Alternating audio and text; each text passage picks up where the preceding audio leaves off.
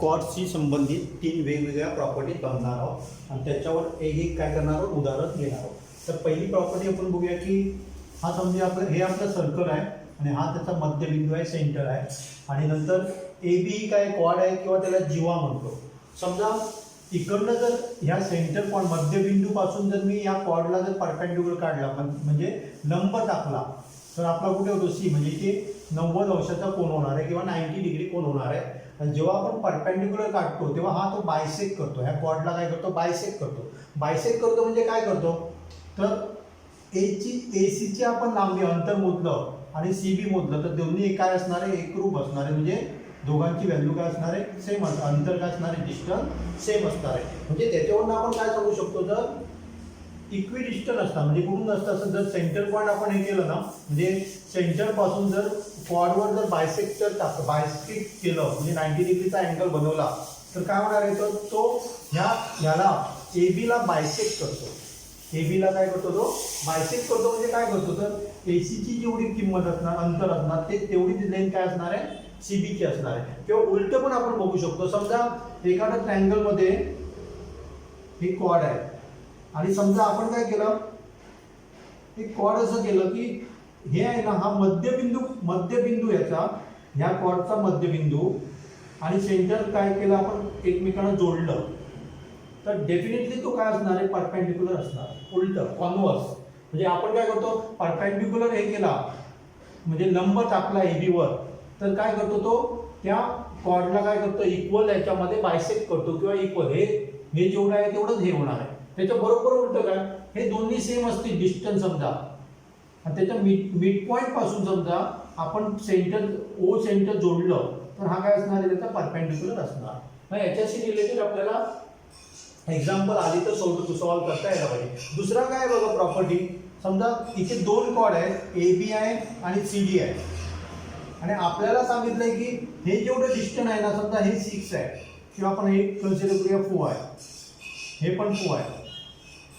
तर 100% आपण सांगू शकतो की ए बी कॉर्ड ए बीची जेवढी लेंथ आहे तेवढीच सी डी असणार. म्हणजे ती काय असणार आहे, एकरूप असणार आहे, एकरूप असणार आहे. म्हणजे दोघांचं डिस्टन्स काय असणार आहे, सिमिलर असणार आहे, सेम असणार आहे. तर काय म्हणतो मी, लक्षात आलं तुमचा, 2 कॉर्ड आहेत बघा, ए बी आहे आणि सी डी आहे. आणि इथे आपल्याला काय सांगितलं की ओई जेवढं डिस्टन्स आहे तेवढंच ओ एफ डिस्टन्स आहे. तर आपण डेफिनेटली सांगू शकतो की ए बी जेवढी लेंथ ए बी जेवढी आहे तेवढीच काय असणार आहे, सी डीची लेंथ असणार आहे. किंवा दुसरं पण आपण सांगू शकतो, वेगळ्या प्रकारे काय सांगू शकतो, समजा आपल्याला सांगितलंय की सी डी आणि A B, C D equal to A B आहे आणि त्याचं डिस्टन्स दिलंय 6, अंतर त्याचं काय, लेंथ, डिस्टन्स म्हणण्यापेक्षा लेंथ म्हणूया, तर त्याची लेंथ दिलेली आहे 6 दिलेली आहे. तर 100% आपण सांगू शकतो की त्या इक्वल डिस्टन्स असणार आहे. सेंटर पासून त्यांचं डिस्टन्स काय असणार आहे, सेम असणार आहे, आपण सांगू शकतो. म्हणजे वेगळ्या दोन्ही प्रकारे आपल्याला काय करता येईल, प्रॉब्लेम सॉल्व्ह करता यायला पाहिजे. तिसरी प्रॉपर्टी काय बघा, तर हे 2 कॉर्ड आहेत, ए बी आणि सी डी आहे आणि दोन्ही सेम आहेत. समजा दोघांचं लेंथ काय सेम आहे, A B equal to C D आहे. तर त्याच्यामुळे जो सेंटरला जो कोन होतो तो काय असणार आहे, कॉन्ग्रुएंट असणार आहे किंवा दोन्ही कोन काय असणार आहेत, ते सेम. आणि ही आपण डायरेक्टली पण सांगू शकतो, 2 लाईनच्या मध्ये जर असेल तर काय असणार आहे, ते कॉन्ग्रुएंट असतात, म्हणजे काय असणार, सेम असणार आहे. अशा प्रकारे 3 प्रॉपर्टीजशी संबंधित आपण काय करणार आहोत, थोडी उदाहरणं सॉल्व्ह करणार आहोत. तर पहिल्या प्रॉपर्टीवर आपण बघूया. याच्यावर समजा मला काय दिलंय, समजा मला दिलंय ओबीची लेंथ दिलेली आहे किंवा आपण म्हणूया की ए बीची लेंथ दिलेली आहे, ए बी इक्वल टू दिलेली आहे आपल्याला पहिल्या प्रॉब्लेम मध्ये. इथे देतो मी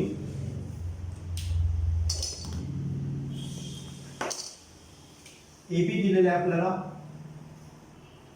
समजा ए बी दिलेलं आहे 8 दिलेलं आहे आणि तुम्हाला सांगितलंय की ओसी तुम्हाला दिलेलं आहे, ओसी दिलंय 3 दिलंय आणि तुम्हाला सांगितलंय की रेडियस काढा म्हणून सांगितलंय. त्या सर्कलचं काय काढा म्हणून सांगितलं, रेडियस काढा म्हणून सांगितलंय. आणि हे पण सांगितलंय की हा काय सांगा, ओसी हा मध्यबिंदू आहे म्हणून सांगितलंय तुम्हाला, किंवा ओसी हा परपेंडिक्युलर टू ए बी आहे, परपेंडिक्युलर टू काय, ए बी आहे. तर आपल्याला त्यांनी काय सांगितलं, हे डिस्टन्स काढायला, हे काढायला सांगितलं. ऍक्च्युली काय काढायला, रेडियस सांगितलं म्हणजे काय सांगितलं, ओबी सांगितलं. तर मी काल तुम्हाला सांगितलेलं पायथागोरस थेरम सांगितलेलं, हा आपला काय झाला समजा राईट अँगल ट्रायंगल झाला, काटकोन त्रिकोण झाला, त्यामुळे आपण पायथागोरस थेरम वापरू शकतो. पण आपल्याकडे काय आहे बघा, ए बी दिलं. ए बी म्हणजे काय, ए बी एवढा आहे. आता हा सेंटर पॉईंट असल्यामुळे आपल्याला काय मिळणार, सी बी. सी बीची व्हॅल्यू आपल्याला काय मिळणार आहे, 4 मिळणार आहे. नंतर सी ओ आपल्याकडे आहे 3 आहे, हे 4 होणार आहे. आणि त्याच्यावरून आपल्याला काय काढायचं आहे, ओबी काढायचं. ओबी हे रेडियस आहे, तेव्हा मी असं लिहू शकतो, तो काय सांगा काटकोन त्रिकोण आहे, म्हणजे राईट अँगल ट्रायंगल आहे. त्याच्यामध्ये आपण पायथागोरस थेरम प्रमाणे वापरू शकतो. ओबीचा स्क्वेअर, हायपोटेनस स्क्वेअर, कर्णाचा वर्ग हा इतर दोन बाजूच्या वर्गाच्या बेस जेवढा. मग मी काय करणार, C B square plus O C square. त्याच्यापैकी आपल्याला सी बी माहिती आहे, सी बी आपल्याला दिलेला आहे 4 दिलेला आहे, आणि ओ सी दिलेला आहे 3 दिलेलं आहे. त्याचं स्क्वेअर करायचं आपल्याला, म्हणजे आपल्याला काय मिळणार, 4 चौक 16, 3 3 9 म्हणजे 25 मिळतं.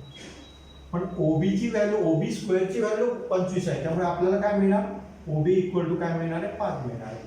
काल आपण एक ट्रिपलेट बघितलेलं बघा, 3 आणि 4 असेल तर परीक्षेमध्ये, स्कॉलरशिप परीक्षेमध्ये आपल्याला असं कॅल्क्युलेशन करावं लागतं का माने.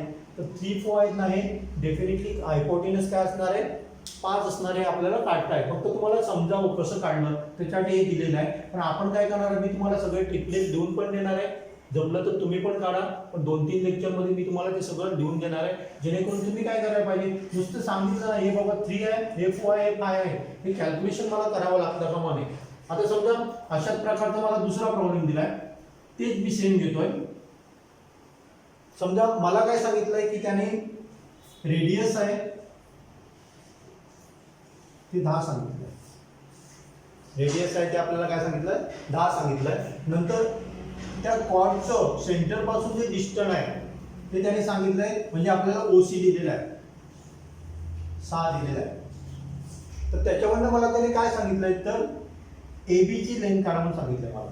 त्याने काय मला सांगितलं, एबी ची लेंथ काढा म्हणून सांगितलं. तर आपल्याला काढता यायला पाहिजे, एबी ची काढायला पाहिजे तर आपल्याला काय काढायला पाहिजे, म्हणजे सीबी ची काढायला पाहिजे. कारण सीबी जेवढा असणार तेवढाच आपला काय असणार, एसी असणार आहे. मग मी परत काय वापरू शकतो, पायथागोरस थेरम वापरू शकतो. इथे आपल्याला काय काय दिलं ते बघूया. ओबी स्क्वेअर दिलेला आहे, ओबी स्क्वेअर म्हणजे काय होणार, 10 स्क्वेअर होणार आहे, इक्वल टू आपलं काय होणार, OC square plus CB square. त्याने काढायला काय सांगितलं आपल्याला, एबी ची व्हॅल्यू काढायला, कॉर्डची लेंथ काढायला सांगितलं. आता आपल्याकडे काय काय आहे ते आपण घालूया याच्यामध्ये. ओसी स्क्वेअर आपल्याला दिलेला आहे प्लस सीबी स्क्वेअर. ह्याच्यामध्ये मला काय मिळणार बघा, 10 स्क्वेअर करतो मी, 10चा स्क्वेअर 100 झाला. हे 6 चा स्क्वेअर करतो 36, 36 आणि या बाजूला आणतो 36 इज इक्वल टू आपल्याला काय मिळणार, सीबी चा स्क्वेअर मिळणार. ह्याच्यावरून आपण काय करू शकतो, इथे बघा 4 64 सीबी स्क्वेअर, म्हणजे आपल्याला सीबी काय मिळणार आहे सांगा, 1 मिळणार. आपल्याला त्यांनी सीबी नाही विचारलं, आपल्याला काय विचारलं, एबी विचारलं. आणि आपल्याला माहिती आहे सीबी जेवढी लेंथ असते तेवढीच काय असणार, एसी. म्हणजे याची आपण डबल केली की झाली, आपल्याला काय मिळणार, 16 सेंटीमीटर मिळणार. म्हणजे आपल्याला काही दिलं ह्याच्यातलं, एखादं दिलं, 2 काहीतरी दिलं ना, तिसरं आपल्याला काढता यायला पाहिजे. आणि समजा केव्हा केव्हा तुम्हाला असं पण देतील, एबी दिलेलं असेल पण तुम्हाला सांगितलं की हे दिलेलं आहे, ओबी दिलेलं आहे, त्याच्यावर काय काढा, ओसी डिस्टन्स काढा, ते पण काढता यायला पाहिजे. वेगवेगळ्या प्रकारे अशा प्रकारे तुम्हाला काय करू शकतात, ते विचारू शकतात. आणि मला नाही वाटत जर तुमचे टिपलेट पार्ट्स असतील, म्हणजे कुठले कुठले पायथागोरस थेरम मध्ये टिपलेट आहे ते पार्ट असतील, तर एवढं कॅल्क्युलेशन करायची गरजच नाही तुम्हाला. Within a fraction of second मध्ये तुम्ही त्याचं काय करू शकाल, आन्सर काढू शकाल. आता आपण दुसरं बघूया. इथे आपल्याला काय दुसरं आपण काय प्रॉपर्टी बघितली, जर लेंथ सेम असेल तर ते इक्विडिस्टन्स असतात, म्हणजे सेंटर पासून समान अंतरावर ते असतात, हे आपल्याला सांगितलेलं आहे. आता आपल्याला काय सांगितलंय त्याने, समजा एक समजा रेडियस दिलेला आहे, रेडियस समजा दिलेले आपण कन्सिडर करूया 10 कन्सिडर करूया. रेडियस आपल्याला 10 दिलेला आहे. नंतर आपल्याला त्याने काय सांगितलंय, तर ओएफ ची हे दिलेलं आहे, ओएफ दिलेलं आहे समजा 8 दिलेले आहे, चालेल 8 दिले आहे. आणि नंतर आपल्याला त्याने काय सांगितलंय की हे इक्विडिस्टन्स आहे म्हणून सांगितलं, म्हणजे ओएफ जेवढं डिस्टन्स आहे तेवढंच ओई डिस्टन्स आहे म्हणून सांगितलं. आणि आपल्याला काढायला त्याने सांगितलंय एबी ची लेंथ काढा म्हणून सांगितलं. आपल्याला काय काय दिलं परत एकदा सांगतो, रेडियस दिलेला आहे याच्यामध्ये, दुसरं काय दिलेलं आहे आपल्याला, ओएफ हे डिस्टन्स दिलेलं आहे, हे काय दिलं आहे, ओएफ 1 दिलेलं आहे. आणि सांगितलंय काय की हा परपेंडिक्युलर आहे, हा काय सीडीचा परपेंडिक्युलर आहे आणि ओई हा एबीचा परपेंडिक्युलर आहे म्हणून सांगितलेलं आहे. आणि तिसरं काय सांगितलं तर हे कॉर्ड्स आहेत ते इक्विडिस्टंट आहे.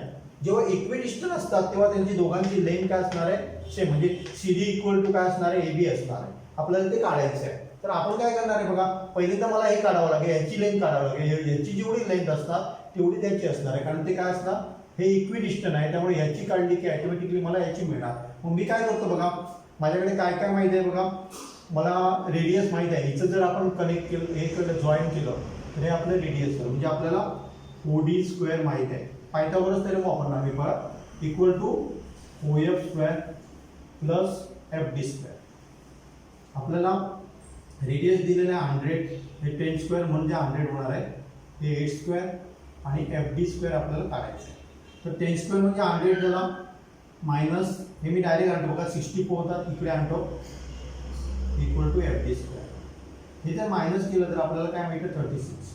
F D square equal to 36 म्हणून काय म्हणा वर्ग, 36चा काय आला वर्ग झाला. आपल्याला वर्गमूळ काढायचं आहे, स्क्वेअर रूट काढायचं आहे, त्याचा आन्सर काय येणार आहे 6 येणार आहे. म्हणजे जर बघितलं तर एफ डीची व्हॅल्यू 6 झाली, तेवढीच काय असणार आहे समजा हे इक्वल असणार आहे, हा मिड पॉईंट असणार आहे, त्यामुळे हे इक्वल असणार आहे, त्यामुळे हे पण 6 होणार आहे. म्हणजे आपल्याला सीडीची व्हॅल्यू किती मिळणार समजा, सीडी इक्वल टू 6 + 6 म्हणजे काय झालं 12 झालं. आणि तेवढं हे इक्विडिस्टंट असल्यामुळे आपल्याला काय मिळणार आहे एबीची व्हॅल्यू पण सेम असणार आहे. म्हणजे असं आपल्याला काय करता यायला पाहिजे, प्रॉब्लेम अशा प्रकारचे दिले तरी आपल्याला ते सॉल्व्ह करता यायला पाहिजे. वेगवेगळ्या प्रकारे तुम्हाला तिथे येऊ शकतो, किंवा असं पण विचारलं जाऊ शकतो की हे व्हॅल्यू न देता त्यांनी एक्स वाय मध्ये विचारलं तरी आपल्याला ते काढता यायला पाहिजे. आता तिसरी प्रॉपर्टी आपली काय आहे, तर जर समजा यांचं सेम डिस्टन्स म्हणजे लेंथ सेम असेल कॉर्डची, किंवा असं आपल्याला दिलेलं आहे की हा अँगल आहे तो 36 आहे, किंवा 36 नको जादा घेऊया आपण, 50 आहे, हा पण 50 असणार. आणि तुम्हाला सांगितलंय ह्याची लेंथ आहे ती 8 सेंटीमीटर आहे, मग ह्याची कारण सांगितलं. जर हा कोण जर सेम असेल, हे दोन्ही कोण काय इक्वल आहे, ऑपोजिट पण आहे इक्वल पण आहे, हे डेफिनेटली काय असणार आहे डीसी इज इक्वल टू काय असणार आहे एबी असणार आहे. मग डायरेक्टली आपण लिहू शकतो A B is equal to D C, म्हणजे आपल्याला काय मिळणार 8 असणार.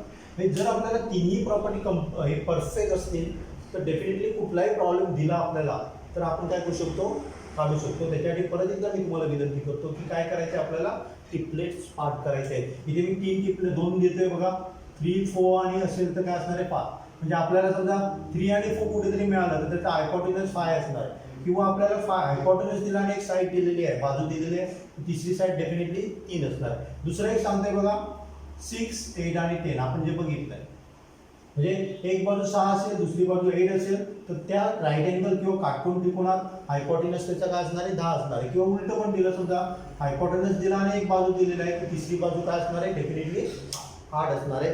अशा प्रकारचे प्रॉब्लेम तुम्ही काय करू शकता इझिली समजू शकता जर काय केलं 3 प्रॉपर्टीज तुम्हाला माहीत असतात.